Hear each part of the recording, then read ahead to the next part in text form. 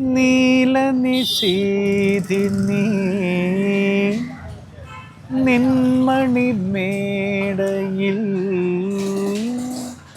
നിദ്രാവിഹീനയായി നിന്നു. ഞങ്ങൾക്ക് ഒരു ഓർക്കസ്ട്ര ഉണ്ട്, രാഗം ഓർക്കസ്ട്ര. അല്ല, കീബോർഡിസ്റ്റ് ആയിരുന്നു റഹ്മാൻ സർ, ഗിറ്റാറിസ്റ്റ് ആയിരുന്നു രാജാമണി. ഇത്രയും വലിയ മ്യൂസീഷ്യൻസിനൊക്കെ നമുക്ക് കാണാൻ പറ്റുന്നു. ചായപ്പാനി തേടലയ റോട്ടരുകെ മേളം താളം കൊട്ടലയ കാതരുകെ ഞാൻ പ്രേമിക്കുടു. സംഗീതം തിരിച്ചറിയുന്ന വിധം ഒരു ജന്മം തന്നതും അതിലുപരി ബ്രഹ്മാനന്ദന്റെ മകനായി ജനിച്ചു എന്നുള്ളതാണ്.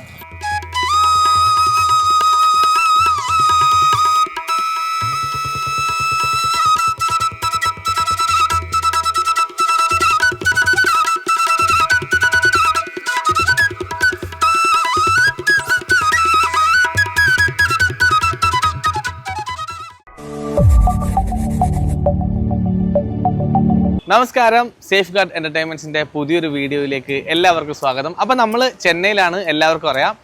ഇന്ന് ഞാൻ പരിചയപ്പെടുത്താൻ പോകുന്നത് നമുക്ക് മലയാളികൾക്ക് ഏറ്റവും പ്രിയങ്കരനായ 70-80 കാലഘട്ടത്തിലെ നമ്മുടെ മലയാള സിനിമയിലെ അവിഭാജ്യ ഘടകമായ ഗായകൻ ബ്രഹ്മാനന്ദ് സാറുടെ മകനും നമ്മുടെ മലയാള സിനിമയുടെ ഒരുപിടി ഗാനങ്ങൾ നമുക്ക് സമ്മാനിച്ച് ഇപ്പം ഏറ്റവും പുതിയത് ലേറ്റസ്റ്റായി ഇറങ്ങിയ പ്രേമലൂടെ തമിഴ് വേഷനിലടക്കം പാടിയ ഏറ്റവും പ്രിയപ്പെട്ട മലയാളികളുടെ ഗായകൻ രാകേഷ് ബ്രഹ്മാനന്ദേട്ട, സ്വാഗതം.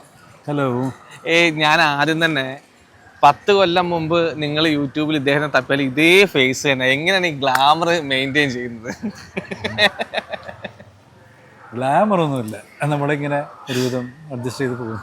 അല്ല, സത്യമായിട്ട് ഒരു മാറ്റമില്ല. ഇതേ മുഖം, ഈ താടിയൊക്കെ താടി ഒരു എന്താ പറയാ, ഒരു വെച്ച് തുടങ്ങിയപ്പോ അത് ഒരു ട്രേഡ് മാർക്കായി. എല്ലാരും പിന്നെ ഇതില്ലാത്ത എന്തോ ഒരു വ്യത്യാസം ഉണ്ടല്ലോ. പിന്നെ എനിക്ക് തോന്നുന്നു മലയാളത്തില് താങ്കളുടെ ഗാനങ്ങളാണെങ്കിലും ഇപ്പൊ ജവാന വെള്ളിമല, അതുപോലെ 18 മണി, ഇതൊക്കെയാണ് പെട്ടെന്ന് നമുക്ക് ഓർമ്മയിലേക്ക് വരുന്ന താങ്കൾ പാടിയ പാട്ടുകൾ. എങ്ങനെയാണ് പ്രേമലുവിലേക്ക് എത്തുന്നത്? Premalu it's very close to my heart. കാരണം എൻ്റെ ഗുരുനാഥൻ്റെ മകൻ അമ്പലപ്പുഴ വിജയൻ സാറിൻ്റെ മകൻ വിഷ്ണു വിജയാണ് മ്യൂസിക് ഡയറക്ടർ. ഞങ്ങൾ ഒരുമിച്ചാണ് നിങ്ങളുടെ സംഗീത യാത്ര നടത്തിയിരുന്നത്. ഒരുപാട് പ്രോഗ്രാംസ്, കൊച്ചു കൊച്ചു റെക്കോർഡിങ്സും തമാശകളും യാത്രകളുമായിട്ട് മുന്നോട്ട് പോയി ട്രിവാൻഡ്രത്തെ ജീവിതമായിരുന്നു. പിന്നീട് എല്ലാവരും അവരവരെ വഴിക്ക് തിരക്കായി. അദ്ദേഹം ചെന്നൈയിൽ വന്ന് ഒരുപാട് കമ്പോസേഴ്സിന് വേണ്ടി ഫ്ലൂട്ട് വായിക്കുകയും ഒക്കെ ചെയ്തു. അങ്ങനെ ഇരിക്കുമ്പോഴാണ് അദ്ദേഹത്തിന് ഗപ്പി കിട്ടുന്നത്. ആ സിനിമയിൽ അത് പാട്ടുകൾ ഹിറ്റാണ്, സ്റ്റേറ്റ് അവാർഡും കിട്ടി. അദ്ദേഹം തിരക്കായപ്പോൾ പിന്നെ എനിക്ക് കാണുന്നത് വളരെ കുറഞ്ഞു.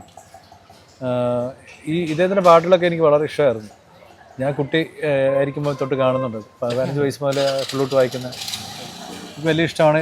ഞാൻ ശരിക്കും ഒരു ഫാനും കൂടിയാണ്. അങ്ങനെ ഞങ്ങൾ ചെന്നൈയിലേക്ക് അദ്ദേഹം ഇവിടെ അടുത്ത് തന്നെ താമസം തുടങ്ങി.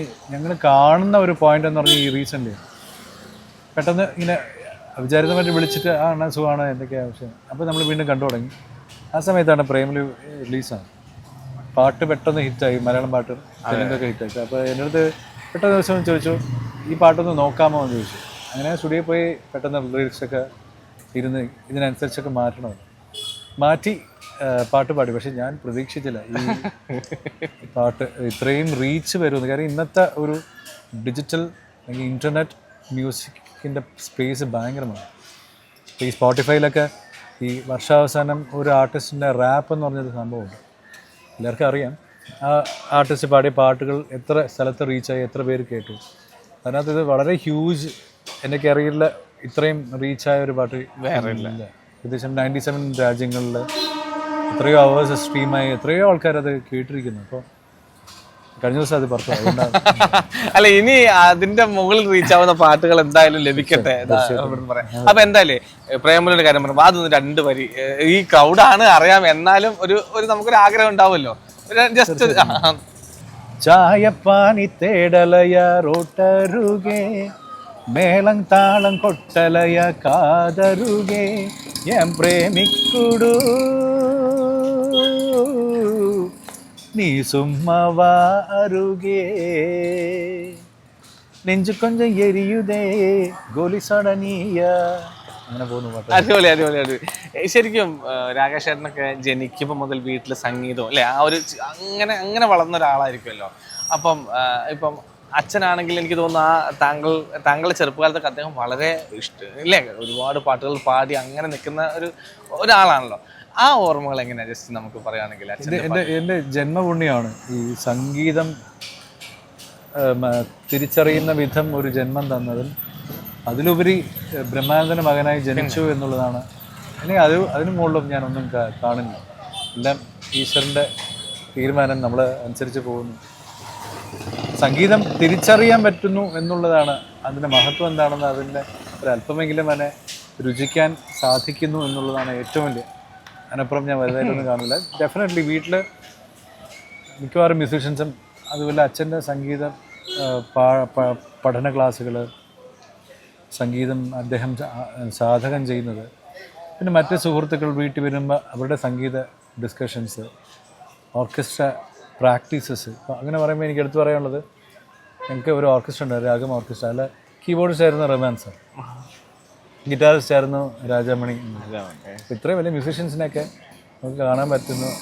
അവരുടെ ഒരു താങ്കളുടെ ആ ഒരു ചെറിയ പ്രായത്തിലാണ് ഇവരൊക്കെ വന്നിട്ട് അത് പൂർണ്ണമായിട്ടും ഈശ്വരനിൽ സമർപ്പിക്കുന്നു ഞാൻ.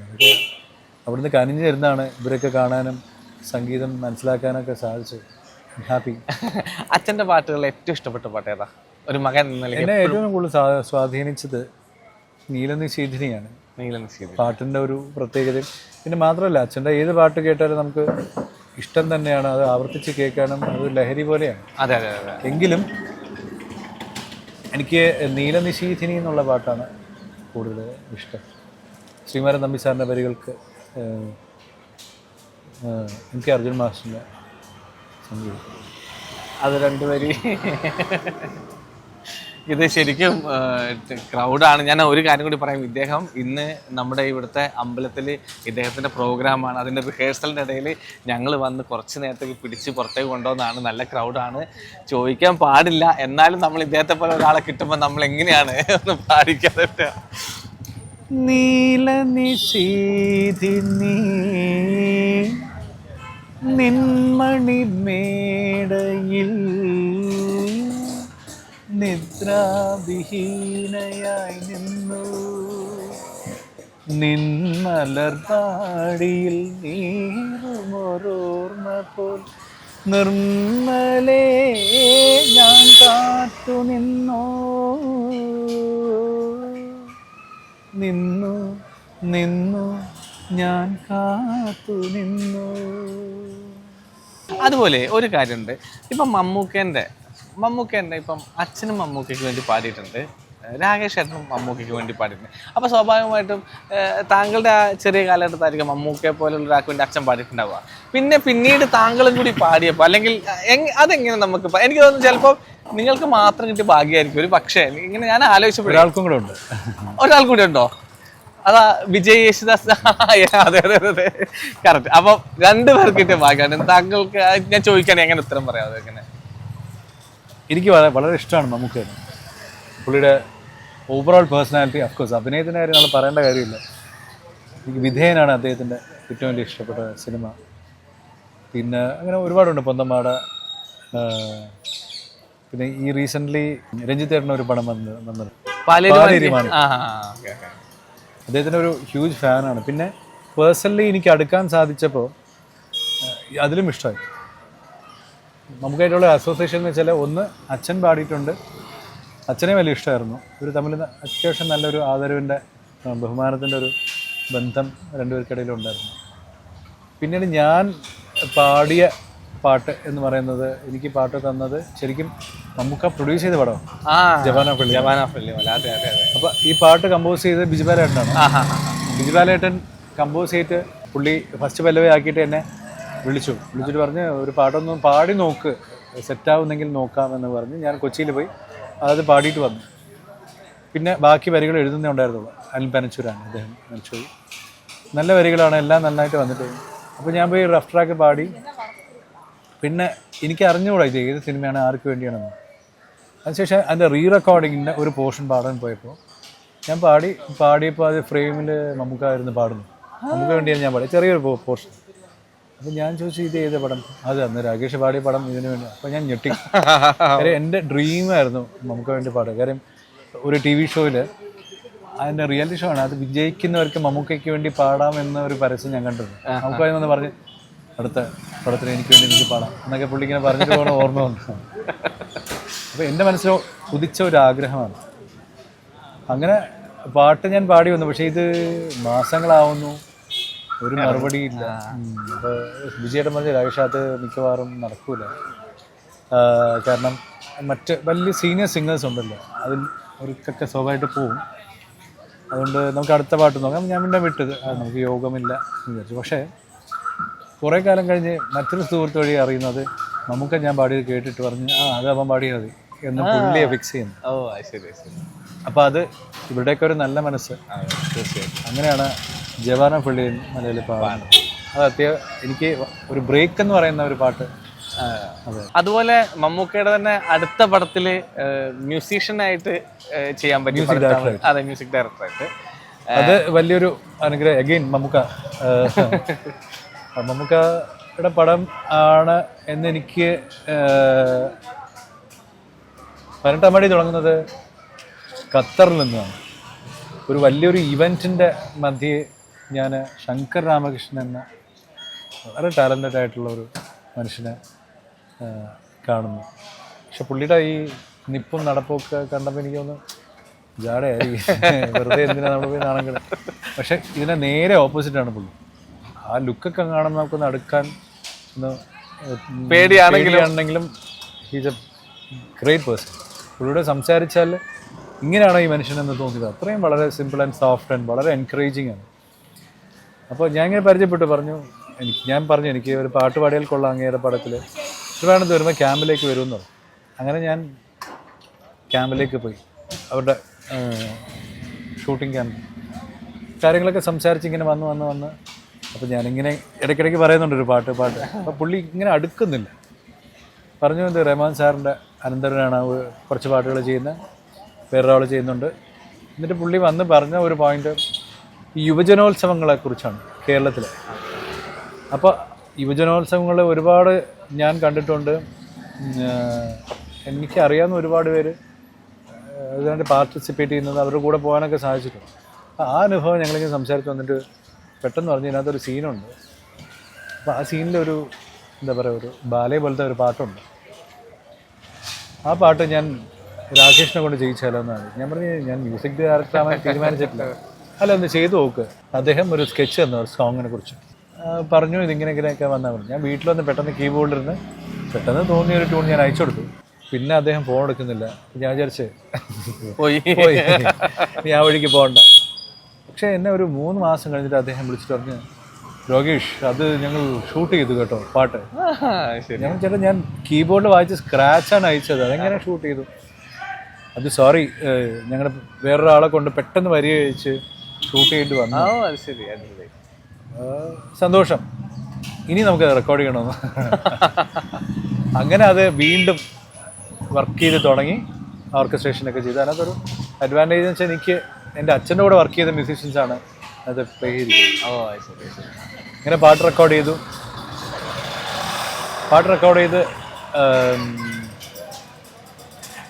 പിന്നെ ആര് പാടണമെന്ന് ഞങ്ങളൊരു 7-8 സിംഗേഴ്സിനെ ട്രൈ ചെയ്തു. മറ്റൊന്നുമല്ല, അവർ ടാലൻ്റൊക്കെ ഓക്കെയാണ്, പക്ഷെ ഈ പാട്ടിന് പറ്റിയ ഒരു റസ്റ്റിക് ടോൺ വേണം, എൻ്റെ ഒരു കൾച്ചർ അനുസരിച്ച് പാടാം. അങ്ങനെ ഇങ്ങനെ കറങ്ങി തിരിഞ്ഞിരിഞ്ഞ് അല്ല വീണ്ടും ഞങ്ങൾ ട്രിവാൻഡ്രത്ത് നിന്ന് എറണാകുളത്ത് വന്നു. ഷാജി നടേഷാൻ്റെ പ്രൊഡ്യൂസർ വന്നു, ശങ്കരേട്ട വന്നു. എടാ വാ, നീ മമ്മൂക്ക കണ്ടിട്ട് പോവാം എന്ന് വിളിച്ചു.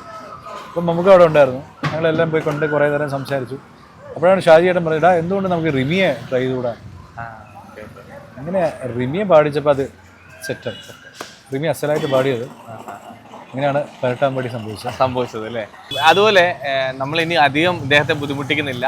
കാരണം എന്താ വെച്ചാൽ നമ്മളിപ്പോൾ അറിയാം ചെന്നൈയിലാണുള്ളത്. ചെന്നൈക്ക് അഭിമാനമായ, ചെന്നൈ മലയാളികൾക്ക് ഏറ്റവും അഭിമാനകരമായ ഒരു അമ്പലമുണ്ട്, അയ്യപ്പ ക്ഷേത്രം, മഹാലിംഗപുരം ശ്രീ അയ്യപ്പ ഗുരുവായൂരപ്പ ക്ഷേത്രം. ഇന്ന് നമ്മുടെ രാകേഷ് ഏട്ടൻ്റെ കച്ചേരി ഇവിടെ നടക്കുന്നുണ്ട്. ഞങ്ങളിവിടെ വരുന്ന സമയത്ത് ഇദ്ദേഹം അതിൻ്റെ പ്രാക്ടീസിലായിരുന്നു. സത്യം പറയാലോ കുറച്ച് നേരം ഞങ്ങൾ വെയിറ്റ് ചെയ്തു. പക്ഷേ വെയിറ്റിങ്ങിന് ഇത്രയും മധുരമുണ്ടായിരുന്നു, ഇത്രയും സന്തോഷം ഉണ്ടായിരുന്നു എന്ന് കിട്ടിയത് ഇന്നാണ്. കാരണം ഇദ്ദേഹത്തിൻ്റെ പ്രാക്ടീസിലുള്ള പാട്ടുകളൊക്കെ ഞങ്ങൾ കേട്ടു. അതിൻ്റെ ഇടയിൽ കുറച്ച് സമയത്തിന് ഇദ്ദേഹത്തിന് ഇങ്ങോട്ട് കൊണ്ടുവന്നതാണ്. ഇനി ഒരുപാട് ബുദ്ധിമുട്ടിക്കുന്നില്ല. നമ്മൾ പരിപാടി വൈൻഡപ്പ് ചെയ്യാണ്.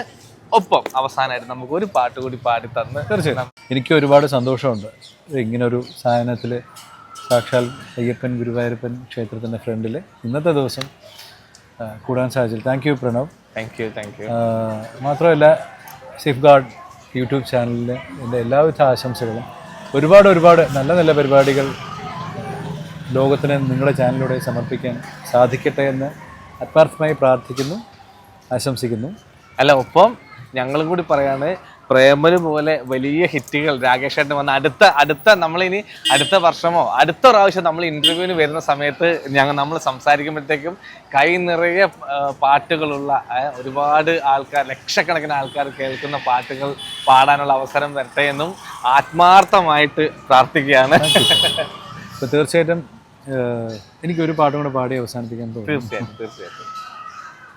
മാനത്തെ കായലിൻ മണപ്പുറത്തെന്നൊരു താമര കളിത്തോണി വന്നടുത്തു, താമര കളിത്തോണി. മാനത്തെ കായലിൻ മണപ്പുറത്തെന്നൊരു താമര കളിത്തോണി വന്നടുത്തു, താമര കളിത്തോണി.